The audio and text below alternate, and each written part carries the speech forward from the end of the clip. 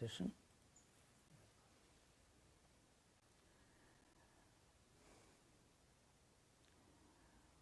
Om Parthaya Pratibodhidam Bhagavata Narayanena Swayam Vyasena Gradhidam Purana Munina Madhye Mahabharatam Advaidam Radavarshinim Bhagavadim Ashtadashadhyayinim Ambatva Manusandadhami Bhagavad Gita Bhavadveshinim Yam Brahma Varunendra Rudra Marudastunnendi Divaistavai Vedai Sangapada Kramopanishader Gayantiyam Samagaha Dhyana Vastita Tadgatena Manasa Pasyendi Yam Yogino Yasyandam Navidusura Suraganah Devaya Tasmai Namaha. Welcome everyone. We are continuing the discussion on the 7th chapter, 19th verse, which is considered to be very important from many perspectives.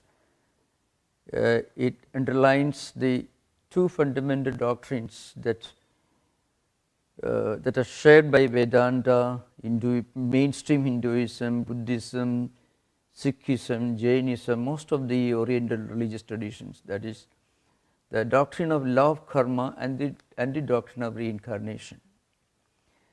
So the verse is very simple, and those of you who have the text with you, I shall try to do the splitting of the verse, because there is a traditional way of analyzing and understanding the meaning of a verse in Sanskrit. First we split the words, then we put them in the logical order, and then we come to some understanding as to what the central theme is, then we expand that. That means it's called Padacheda, Annaya, Annayartha, etc. Sandesha, Adesha. So it means you first do splitting of the words, because these words are joined together by the rules of Sandhi or conjunction. And then so Bahunam Janmanam Ante Jnanavan Mam Prapadyade Vasudevaha Sarvam Iti Samahatma Sudurlabha. These are the words. Bahunam Janmanam Ante Jnanavan Mam Prapadyade Vasudevaha Sarvamidi Samahatma Sudurlabha. The central meaning, the main message of this text is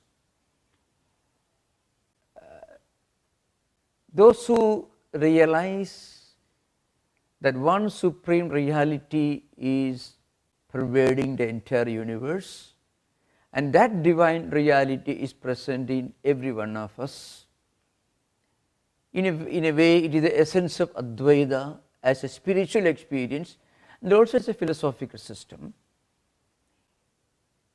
Such exalted spiritual seekers are few, because you reach that stage of experiencing the omnipresence and immanence.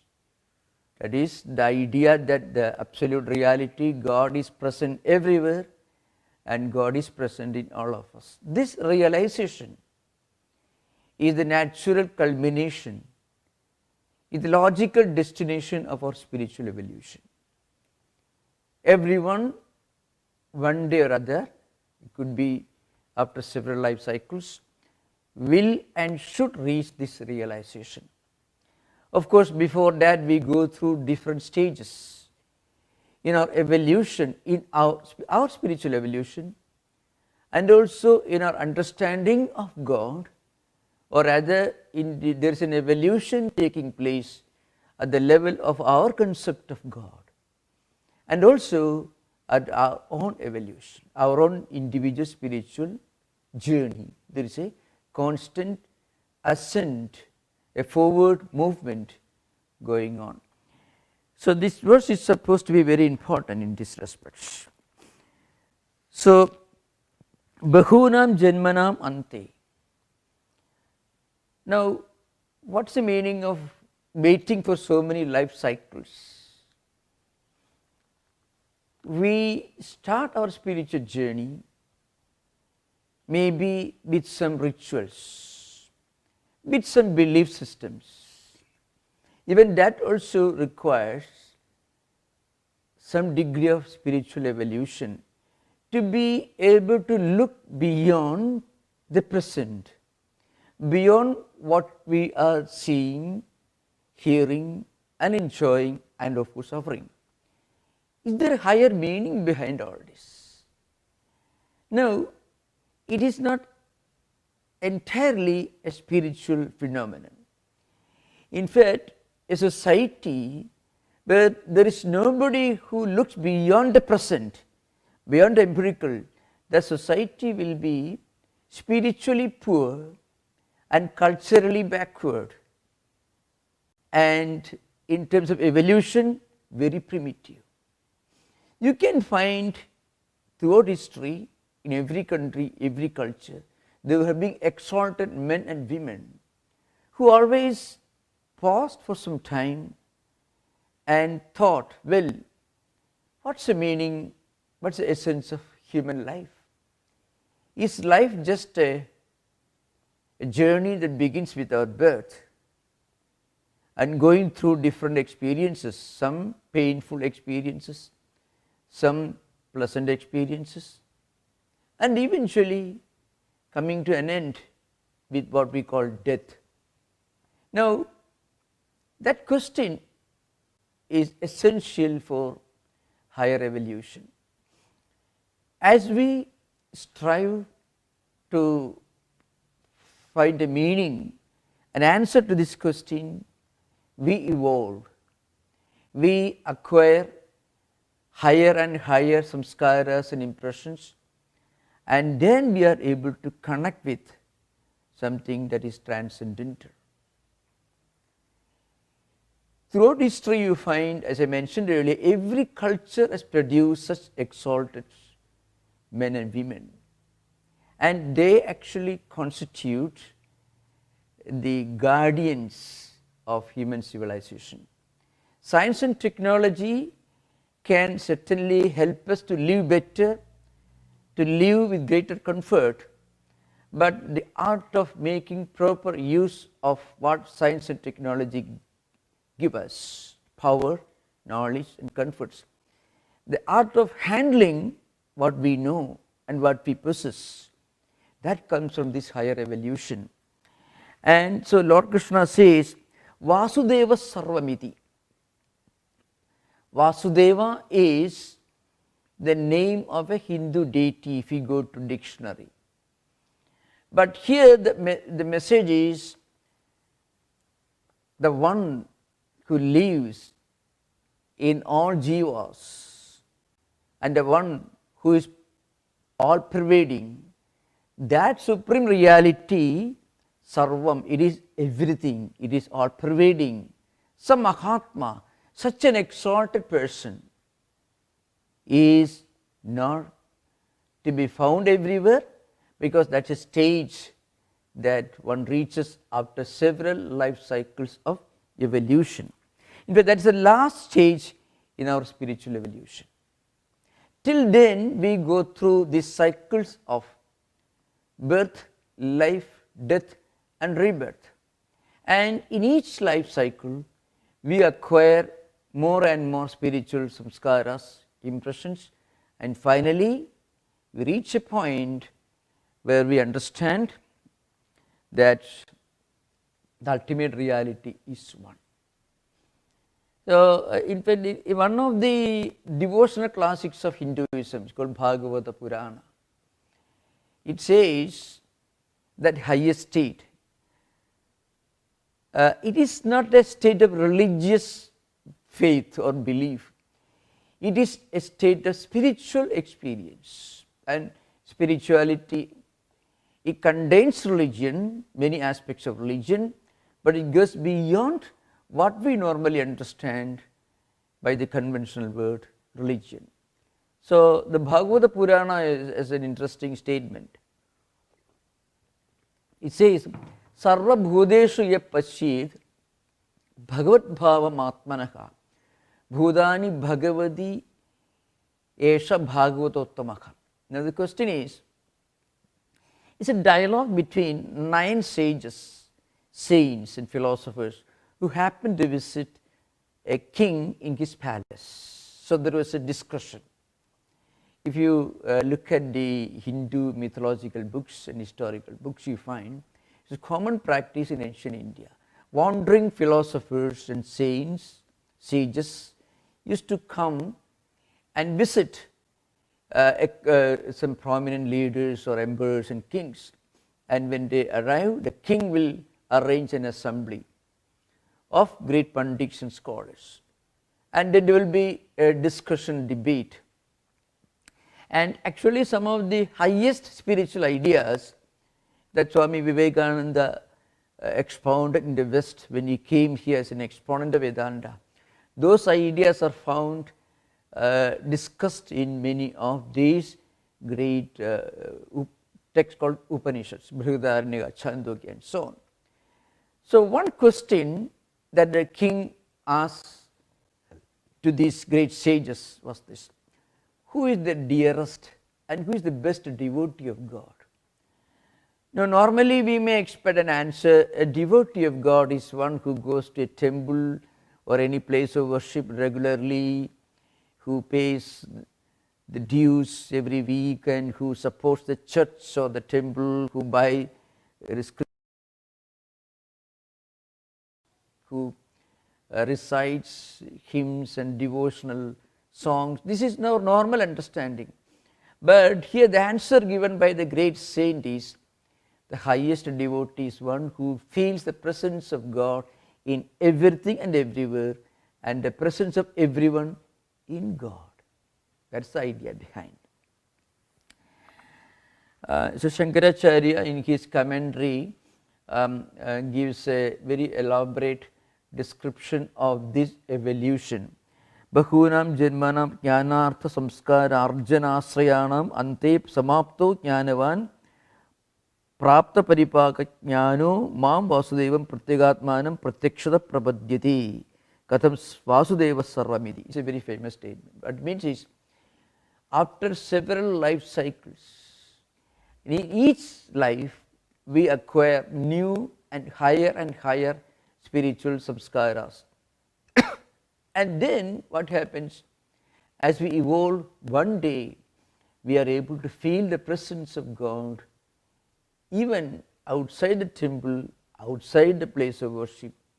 Even when we are not reading a scripture, a holy book, we are able to connect our mind with higher ideas.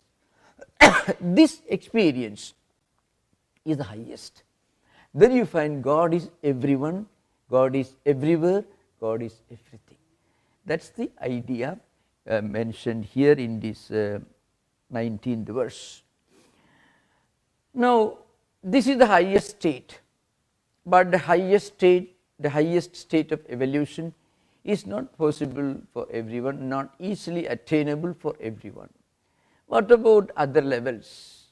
So you find in the 20th verse, Kamais taiste kritajnanaha prapadyante anyadevataha tam tam niyamam asthaya prakrtya niyata soya. So there you find here, taihi kamaihi kritajnanaha anyadevataha tam niyamam asthaya soya prakrtya niyataha prapadyante. What it means is, so now we are discussing how a person slowly evolves. So normally we turn to God when we have a problem. And should remember, Lord Krishna has already mentioned earlier, the earlier verses, it made very clear that there is nothing wrong in turning to God when you have a problem. You can look upon God as somebody who solves your problems. Nothing wrong in it. But the point is, that state is not the highest. So when we turn to God, when we are facing a crisis, though it's perfectly okay, instead of turning to something else, we are turning to God. But we should remember that is not the highest, because there is a need for us. We are compelled by circumstances, by our desires, kamai. By our own desire, we are compelled to turn to God. And then what happens? There is something else mentioned here. Those who do not have higher spiritual knowledge, what they do, they will imagine, they will conceptualize their own idea of God. God is somebody who gives you something on a platter. You are not seeking God because you are convinced that that is highest spiritual, that is the highest thing to be attained, spiritual wisdom. But rather, you are turning to God because you have a desire. Now, under such circumstances, what happens? Then what happens? We sometimes evolve our own idea of God. So if you look at the history of the evolution of Godhead, you can find this happening in different religious traditions. You can find in Hinduism also, you find many demigods are mentioned. In different religious traditions, they evolve their own idea of God. Actually, God made us in His image, but we make Him in our image. In fact, that seems to be logically much more true. We make our God. A highly exalted person, highly cultured person may think of God as a very compassionate, who doesn't have any partiality, who is compassionate towards everyone, because that's what we expect. A mother or father will not drive an impolite son, a disobedient son out of his home. Even in the biblical gospel parable, you find, the son who had gone away was welcomed with great love and compassion. Actually, the prodigal son story is very famous. Now, that is a very interesting story, because the father was so compassionate even towards his son, who actually went away and squandered away his own share of the wealth. But the son was welcomed by his compassionate father.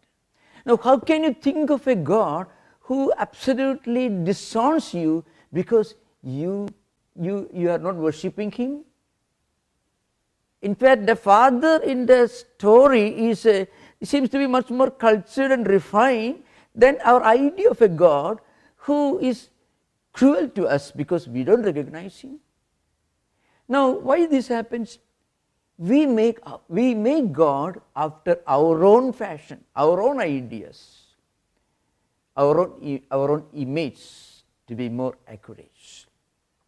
So that's why kamai means kamai stai kritajnanaha. He means taihi kamaihi, impelled by following different desires, led by our own nature, our own innate nature, because we want certain things, we don't want certain things, we turn to God, please give me that and please don't give me that. Our desires, our love, our hatred, raga, dvesha. Now remember, one of the glory of Gita is Lord Krishna says there is nothing wrong in it, but don't think this is the highest state. So you find in the Hindu mythological books some demons, they were certainly up to no good, but they also had their own idea of God. So you find the Ramayana villain, Ravana himself, he is a very strong person, very determined person. He also did a lot of penance, he would take bath every day, he meditated for long hours. He also wanted, and what did he want? He wanted big weapons so that he can do maximum harm to maximum number of people. You can find such stories mentioned in Hindu mythological books. And then a God will appear. Because you worship me, I am appearing before you. Remember, you are heading for trouble. But they won't listen, so they give whatever they wanted, and eventually those villains perish in course of time. So what happens, there is an inherent innate evolution going on. We make God in our own image. Why? Because we do not have this higher discretion, this higher wisdom. Those who have this higher wisdom, they will always think of a God who is compassionate, who is equally compassionate towards everyone, who is as a divine reality present everywhere, who is present in everything. But those who are devoid of this higher wisdom, that is Vasudeva Sarvamiti. That means God is everything. The divine reality is present everywhere. Those who do not have this discretion, what happens? They make God in their own images. When they hate someone, they pray to God to help them to take revenge against somebody whom they don't like. That is terrible, because the person against whom they want some help from God, that person also God's child. Forgetting this, but they pray for different lower desires and fulfilling lower desires. So what happens, tam niyamam asthaya prakritya niyata soya. What happens? They follow certain rituals that you find in non-religious traditions. Certain rituals specifically meant for a particular deity, a particular god or goddess. This is in polytheistic religions. In monotheistic religions, what happens? They actually imagine that their idea of monotheistic God is somebody who is in very good terms with them and who helps them in their fight against their enemies. That's the problem. So, and Lord Krishna says, they are all following their own path, but unless they reach that spiritual evolution, the spiritual destination, when they realize the reality of God everywhere, they will not be able to attain the highest spiritual salvation. So they will go on rotating in this cycle of birth, life, death and rebirth. There is a Sanskrit statement, Chakravat Parivartande Dukkhanicha Sukhanicha. So it means pain and pleasure, happiness and unhappiness, profit and loss, good and bad come and go as a rotating wheel without the journey ever coming to an end. That's why I must mention something very interesting here. There was a great Advaita dialectician in the history of Advaita Vedanta. I mean, Hindu philosophy of non-dualism, which expounds the idea of God as a transcendental, as an omnipresent, immanent, all-pervading spiritual reality, the idea of impersonal God. That's the Advaita philosophy of Shankaracharya. And Shankaracharya lived in the 8th century. There was a great dialectician who was born sometime in 16th century, maybe the late 15th century and the early 16th century. That was his period of life. He is perhaps one of the greatest logicians and dialecticians in Vedantic tradition after Shankaracharya. And of course, he was a close follower, a loyal follower of Shankaracharya tradition. He was a great monk. He is called Madhusudana Saraswati. And if anybody asks you, if you look for the most profound and of course the most complicated polemical dialectical work in Advaita philosophy after Shankaracharya's name, that next name to be mentioned is Madhusudana Saraswati. He was also one of the greatest exponent of what we call Navya Nyaya, the new school of Indian logic, which began to flourish sometime in the 13th, 14th century AD onwards. And he wrote his magnum opus. It's almost like what is Critique of Pure Reason to German philosophical tradition, Kant's Critique of Pure Reason. Like that, for Vedanta, he wrote something like that. It is called Advaita Siddhi. One of the most complicated technical, polemical, dialectical classic in Advaita Vedanta. The reason why he wrote this famous book was that he wanted to defend Advaita philosophy against its opponents. There were dozens of great logicians and dialecticians who wrote against Advaita, and then Madhusudana Saraswati and others replied. So this was the culmination of this dialectical warfare that began in 9th century AD after Shankaracharya's passing away, which came to an end in the late 16th century AD. Now it's almost, you can imagine, almost 800 years, and it's called Advaita Siddhi. After writing this book, in which he established his idea that the absolute reality is one impersonal, attributeless, transcendental, spiritual concept, then you know what he wrote? After writing all this dialectical work, you know what he wrote?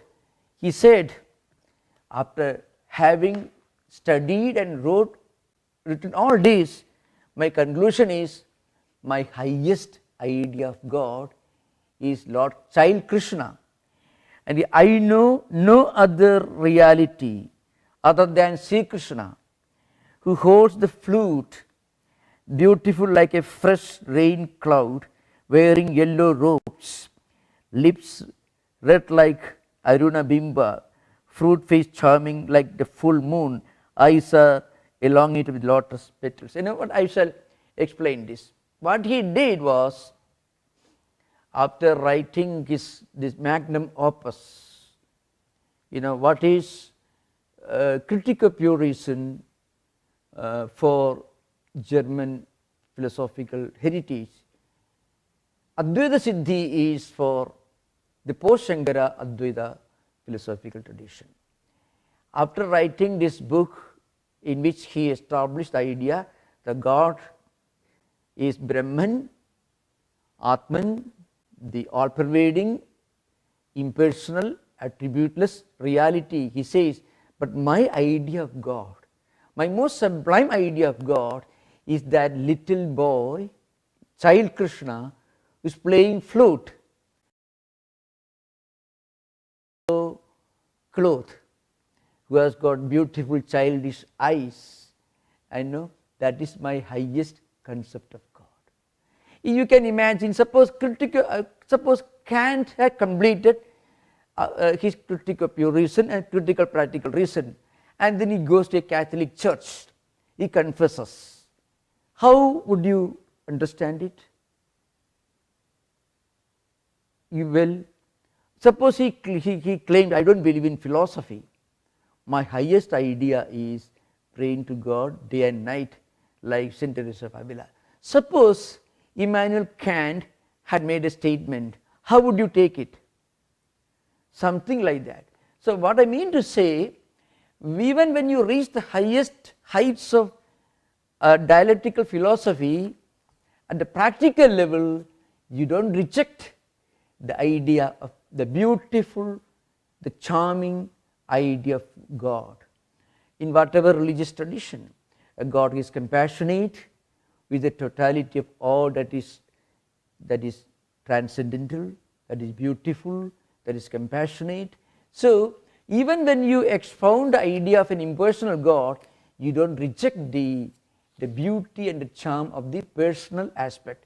So the very famous verse is Vamsi Vibhushita Karad Navanita Rabhat Pidambarat Arunabimpa Phaladhroshtad Purnendu Sundara Mukhat Aravinda Netrat Krishnat Param Kimabi Tattum Aham Na Jani. Means what he says, his ultimate thesis was, I have written all these wonderful dialectical works, but in my personal devotional life, my dearest and my most endearing image of God is child Krishna, who is playing his flute in wearing a beautiful yellow cloth. You can find this image in the Vaishnava traditions. What I mean to say is, the highest idea of a transcendental reality, which may be dialectically, polemically defensible, it doesn't really contradict the idea of the beautiful, the charming, the heartening image of God. So you can find this idea in many traditions. So now we will come to the next verse, that is 21st verse. 21st verse also, it follows the same pattern. Yo yam tanum bhaktaha saddhayam chidum ichchadi tasya achalam siddham tameva vidadhami aham. Yaha bhaktaha yam tanum saddhaya archidum ichchadi tasya achalam siddham tam eva aham vidadhami. The meaning is this: whatsoever form a devotee seeks to worship God with full shraddha, with full sincerity, dedication and a sense of sanctity, that devotion, that dedication is enough for him to reach his goal. So what does it mean?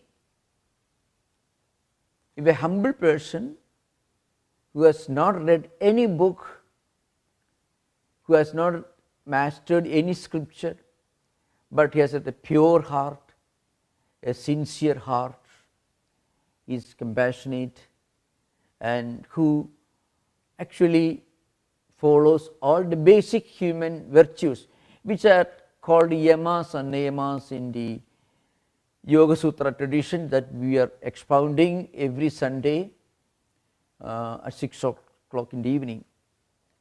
Those who practice non-violence, those who practice sincerity, honesty, purity, love for everyone, who doesn't hate anyone, that person, he may not have read any scripture, but he is humble. and he approaches God, not with his head, but with his heart, not with his dialectical powers, but with his simple, humble, sincere, pure emotions. God will open his doors to him. He will immediately realize the supreme truth. This is a very, very well known, very famous verse. So, what is the only condition mentioned here? Saddha. Now, what is Saddha? Saddha is a technical word in Sanskrit. The literal meaning may not imply what it actually implies in Vedanta or devotional philosophy. The essence is when you have a sense of integrity, a sense of sincerity, purity, and you turn to God and pray to him in whatever language that you are conversant with. You may not be able to compose exquisite poems. You may not be able to speak in Sanskrit or Latin or Greek. God doesn't care for what language you speak, but he cares for the language of the heart. You can find many such examples in every single religious tradition, where God sees through you and looks into your heart and not into your head what idea is going on, whether you are read Augustine or Aquinas, Plato, Neoplatonism, or Bhashyas or dialectical works. Absolutely. But he is looking for something else. And that something else is called Saddha. That's the idea behind it. Now, if you find, of course, there are many such ideas in different traditions. So, let us just look at the wonderful parable from the Bible. It's called the parable of the sower. This is an allegory about the kingdom of God. Now, of course, the sower of the seed is God, and of course the seed is God's message. And God's message falls on rocky ground, on the footpath, and of course in the thorny bush, and also of course in good soil, also fertile soil. And the result depends upon the soil in which the seed falls. If the seeds that fell on good fertile soil is sprouted, became a plant, a tree, and it produces result. Those seeds which fell on the rocky ground, on the path, and on the thorny bushes, they didn't flourish. I don't want to repeat that parable again. Now, what is that good soil? The good soil, the fertile soil, maybe from a Vedantic perspective, it is Shraddha. But that's the only way I can try to make this clear in modern language. The Shraddha, the purity, the integrity, the sincerity. That's called Shraddha. Now, if a person has got Shraddha, then that person will naturally connect with the highest spiritual reality. There is a minor difference in the parable and of course the Vedantic idea. In the parable, the seed that fell on the footpath, birds ate it away, and that's because the Satan took it away. And then seed that fell on the thorny bush, on the rocky ground and the shallow ground, actually they didn't sprout. Maybe according to Gita, what it says is, suppose you don't have enough soil where the seed falls. If you have got Shraddha, then some bird will come and will not eat it, but take this seed into a fertile soil.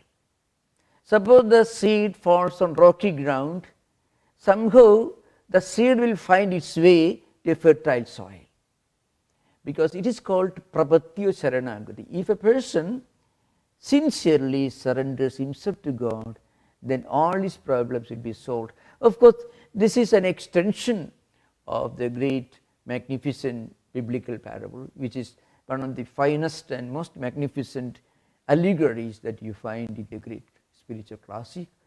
So, this is the uniqueness of Lord Krishna's message. So, you got, yo yam tanum bhaktaka. So, whatever may be the path, the form, the method that a devotee follows, if you have sincere devotion and if you pray in the middle of the street, if you pray when you are traveling in train or plane, you need not be in a place of worship. You may be sitting and waiting for the plane to come. In any, under any circumstances, in any situation, if the person has got a sincere heart, that's called nisraddha, then his prayer will be answered by God. So, this is an important message that you find in the Gita. That's the idea behind. Okay. You can find similar idea, purity. I mean, the childlike purity of our heart is the condition for one to enter the kingdom of God. Such ideas you find in many other parables and many other statements also. Now we can have interaction. We have 15 minutes, and if you don't have questions, I will be very happy to continue the text. Thank you. Namaskar.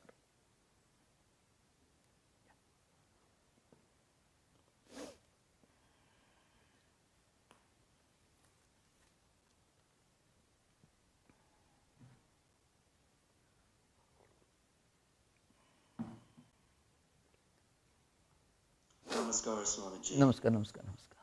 Namaskar. I was reading this week some of the plays of Greek tragedy, Aeschylus, Sophocles, Euripides, and they are very instructive moral tales about the hazards of slippage, of error of the type described in these verses in the Gita, and how, what the consequences are. But the positive alternative is not emphasized here, and perhaps that's because there's an inherent dualism in their cosmology, in their spiritual universe. So what's lacking from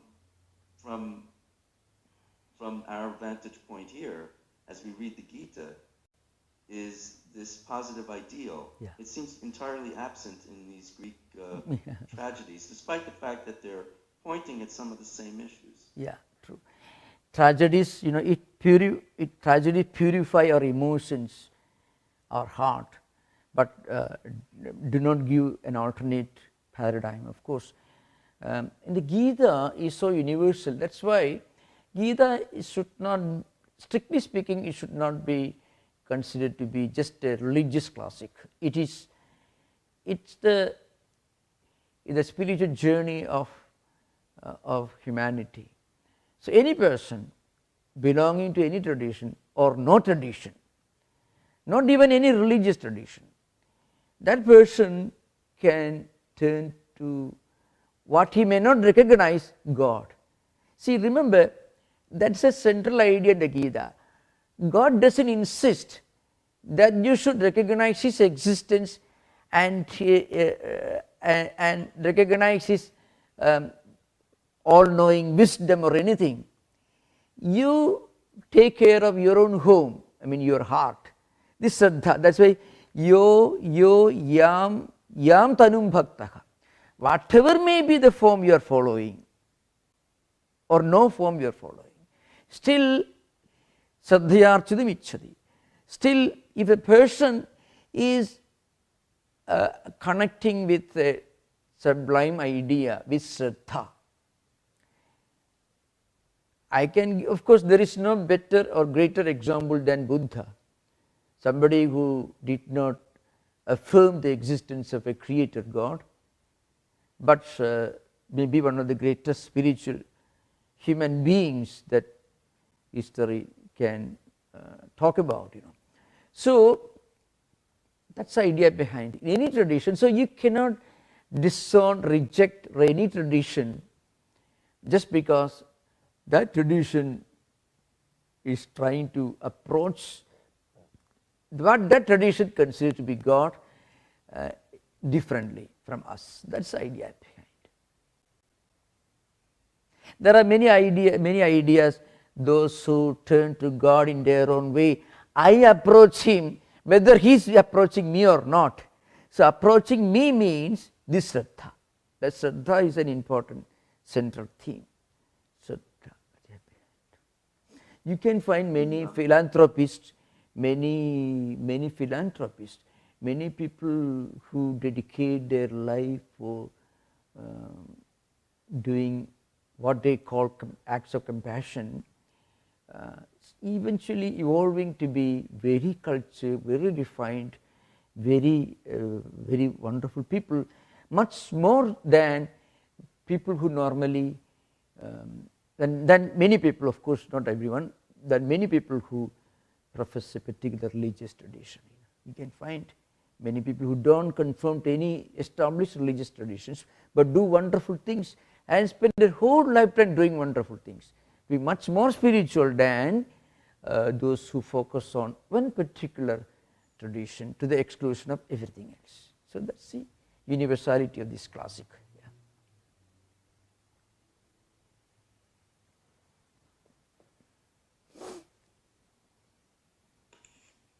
Good evening, Maharaj. Good evening. Yeah. This is Mark. Yeah. Your discourse tonight reminded me a lot of Bhakti Yoga. Yeah. And the path of love, the path of devotion. Yeah. And I've read that that there are three main chief works on devotion or bhakti. Yeah. And those being Narada's Bhakti Sutras, the Srimad Bhagavad Purana, Yeah. and the aphorisms of Shandilya. Yeah. And I've never heard of who that is. Could you let me know who this Shandila is? Yes, Shandilya also was a great teacher of Bhakti tradition. His definition of the highest devotion is identical with the definition of Narada. Satu asmin parama prema rupa. That is the definition of Narada. The highest devotion is the supreme love for God. Sa paranurakti ishware. That is Shandilya. The same, practically the same. So these two great devotional philosophers, they wrote sutras. Sutras means a pithy statement, a small statement, like it may not necessarily be a full sentence even. It could be just in the form of a phrase or a single word. So that's a form of writing philosophical books. In fact, all the Indian systems of philosophy have these sutras. Bhagavad Purana, on the other hand, it is an important spiritual classic, which is much bigger than these Narada Bhakti Sutra, Shandilya Bhakti Sutra, which are very small in size. Bhagavad Purana is quite extensive. It describes Lord Vishnu's 10 incarnations, and there is an elaborate cosmogony, cosmology, metaphysics, all that you find in the Bhagavad Purana. It's a very extensive work. Okay. So if you can get Shandilya's Bhakti Sutras with translation. Our own bookstore got a copy with English translation. Very small books, but very interesting with descriptive explanations you find. Are they aphorisms? They are called aphorisms. Same. There's an English word for it. Sutras. Oh. Thank you very much. Yeah, thank you. Patanjali's Yoga Sutras, Patanjali aphorisms, like that.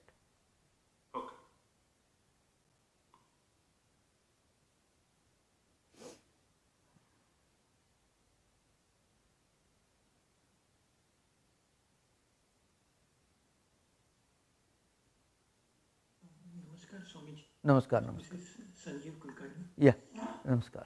Yeah. Can you please tell us a little about Kriya Yoga?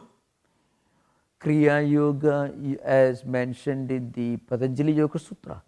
Kriya Yoga.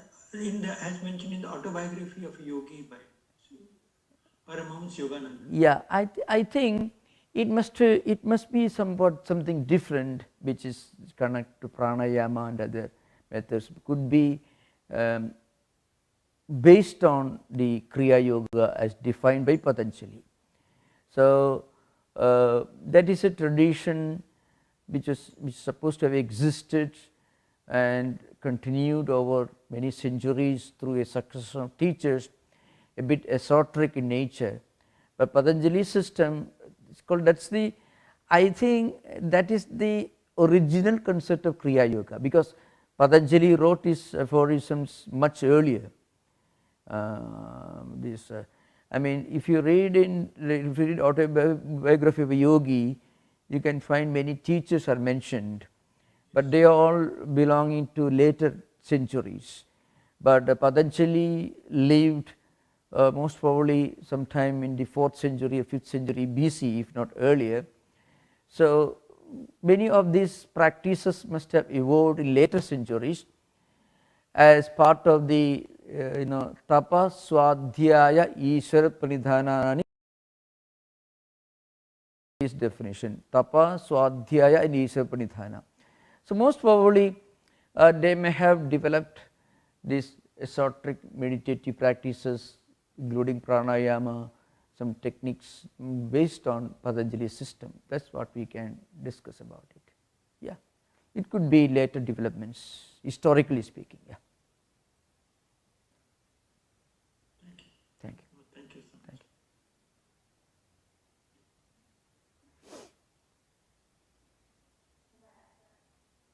Pranam Swamiji, I have a question about the interrelationship between these verses. So when you were discussing the 19th verse, it talked about the highest state. Yeah. And then the 20th verses, Lord Krishna starts talking about people who are going after desires. And then in the 21st, suddenly he goes and talks about a higher state again, where he's saying if you have Shraddha, you can reach the ultimate goal. Yeah. And then in 22nd, he chooses to go back down. There's an error. Remember, wait. There's an error in your understanding. The 21st verse doesn't really speak about the highest state. It speaks about the highest qualification that could help you to reach the highest state, Shraddha. That's an important point.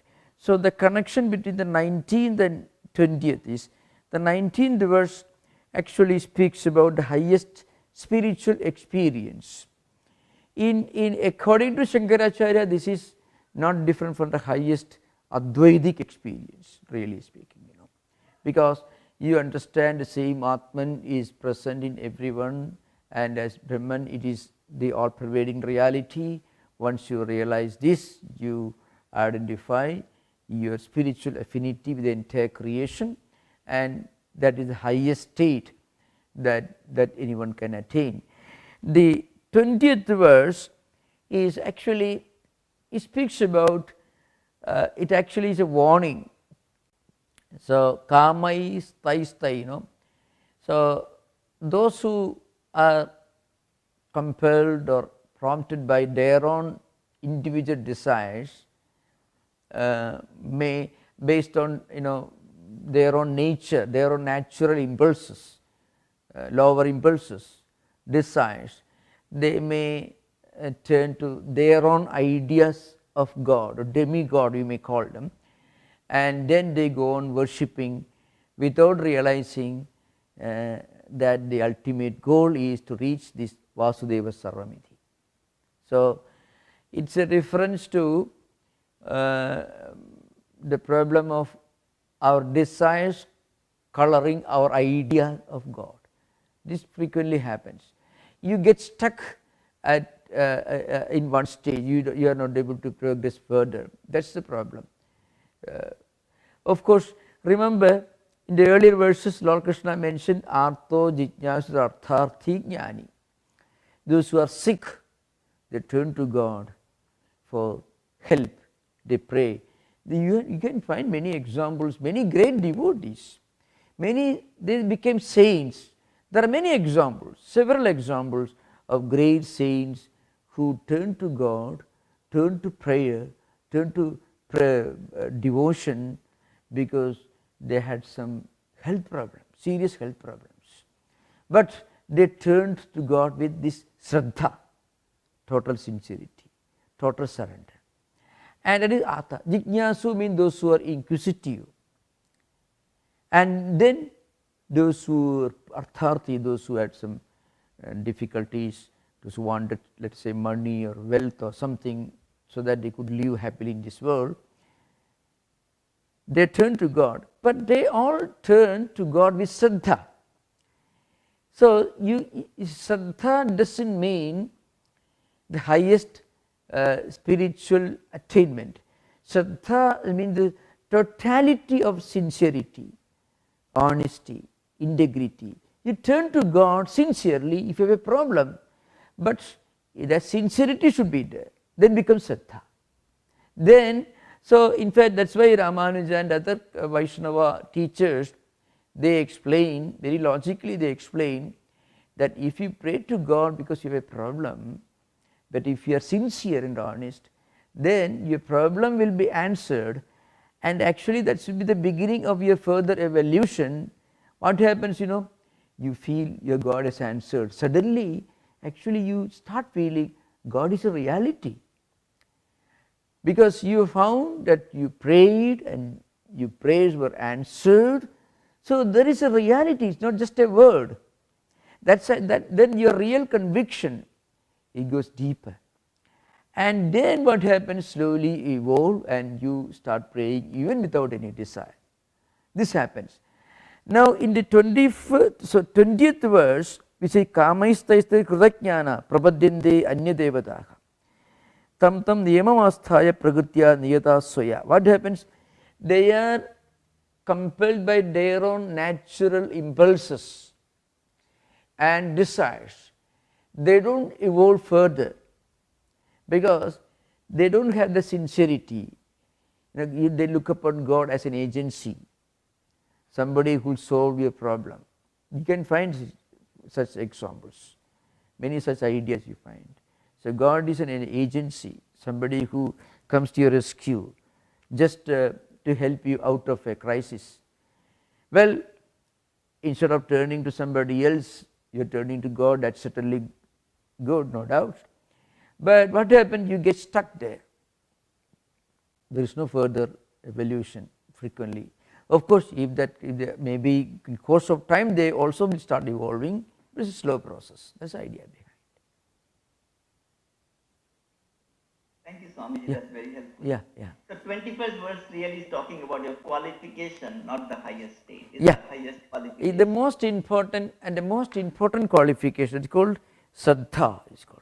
Saddha is a state of mind where you identify with what you believe in, with what you are doing, with a sense of totality and sacredness and sanctity. And to give an example, of course, it is easy to explain this in the light of some of these mythological classics. Ramayana and Mahabharata, a number of the Puranas are the classics, mythological works. Now, you find many wonderful funny characters there. There is a story of called Bhasmasura. He was a demon and not a good person to deal with. And he also prayed to God. What happened, and his one goal was he wanted to do maximum harm to maximum number of people. So his prayer was, if I touch somebody's head, that person should die, the head should burst. That is all he wanted. He didn't want wealth or anything. What he wanted was, he wanted to do harm to people very easily. Now, of course, this story should not be taken literally, and we should not hold debates on this. These are all mythological stories you find. But there is a message, central message behind it. That is what the story is significant for. So this man and his own idea of God appeared, warned him, but the fellow won't change his mind, and he insisted on getting this boon. I mean, if he places his right hand on somebody's head, that person should die. So what happened? Or finally, God has to grant that. Immediately he tried to put his hand on God's head itself. The deity who appeared and gave him this boon, he started running all around, because this man chasing him with the uplift of hands to put his hand on him. This is story goes. Finally, another god appeared. These are mythological stories. He called Bhasmasura, the demon. Bhasmasura means, because Bhasma means ashes. Those on whose head he put his hands on, that person will turn into ashes. So the demigod started running all around with this man chasing him. And another god appeared and told him, look here, why do you believe this man? Nothing will happen. Do you think that if you put your hand on somebody, that person is going to die? It never happens. Try, otherwise you try to put your hand on your own head. But he was stupid fool, this demon, and he put his hand on his own head and he perished. Now, of course, the story is, the idea is, if somebody looks for mischief deliberately, eventually it will boomerang upon himself. It will come back to him. That's the idea behind. That's how the story. These stories are meant to convey a certain message. Should not be taken literally. So, give an example. This man had an evil desire to do maximum evil, and he himself paid the price for it. So another demigod appeared and told you, you don't believe in all these stupid things. Nothing will happen. Otherwise, you try to put your head on your own head. This demon was foolish enough, and he put his own hand on his own head and he perished. Called Bhasmasura stories. So extreme desire, with that extreme selfish evil desire, if you turn to extreme concentration, then actually at some point it will start turning towards yourself. This is important. It's a psychological point. You find this in the Greek tragedies. You find. Yeah. See, behind every tragedy, there is some kind of an obsessive desire, which certainly was not a good desire. So that eventually turns upon the very person who is trying to do harm to others. See, beyond the limit, when it goes to 180 degrees, then it is coming towards yourself. Up to 180 degrees, it is moving away from you. Beyond that, it is coming towards yourself. See, boomerangs. That's why the strong warning is given. Kamaistaiste krutajnanaha. Krutajnana means a person or people who have no sense of discretion, discerning wisdom, sense of propriety. Such people, they are prompted by their own evil desires. Then they go for, they intensify their desire. With whatever evil desires you have, with that if you turn to some transcendental higher idea, that evil desire becomes more evil. That's an important point, and that's why Patanjali insists that the first condition for taking to yoga is ahimsa, that is yama, ahimsa, satya, asteya, brahmacharya, aparigraha. When you practice the yamas, what is happening is you are closing the doors which open to undesirable channels. That's it. So you meditate, you do pranayama, you do yogasana, you do all this, your mental power increases.